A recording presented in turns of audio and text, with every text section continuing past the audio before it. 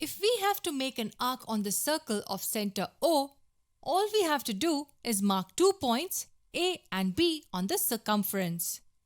Remember, marking 2 points gives us 2 arcs. This green arc and this red arc. Of course, you cannot mark in colors when you write your test. So to differentiate, we mark letters C and D. The green arc will be called arc ACB and the red arc will be called arc BDA. Let's focus on arc ACB. To find the angle made by the arc ACB at the center, we mark 2 radii from the endpoints of the arc. Angle AOB is the angle subtended by arc ACB at the center. Now here's the interesting part. Let's mark point E anywhere on the remaining part of the circle, which is the red part. We mark point E here and join the endpoints of the arc to point E. This gives us an angle AEB. The theorem says that angle AOB, which is the angle the arc subtends at the center, will be equal to twice angle AEB. This point E can lie anywhere on the remaining part of the circle. This angle will always measure twice of this angle. To prove this, there are actually 3 cases we have to consider. First, when arc ACB is minor, this will be the angle subtended at the center, and this will be an angle subtended at any point on the remaining part of the circle. Let's call it angle AEB. This was the first case.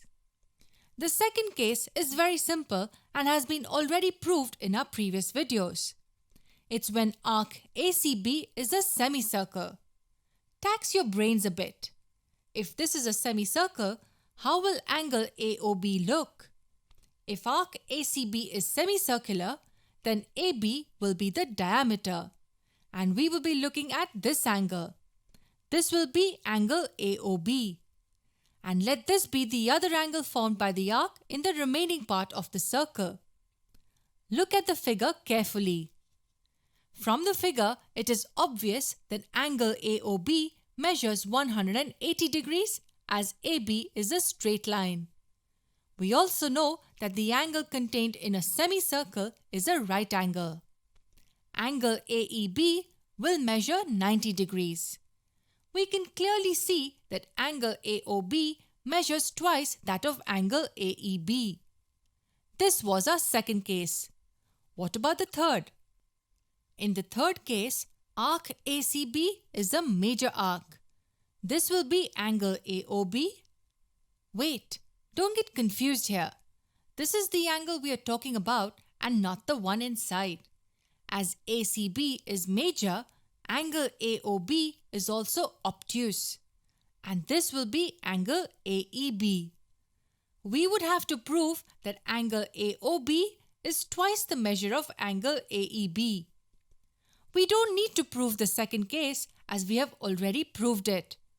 We will look at the proof of the first and the third case in the next video.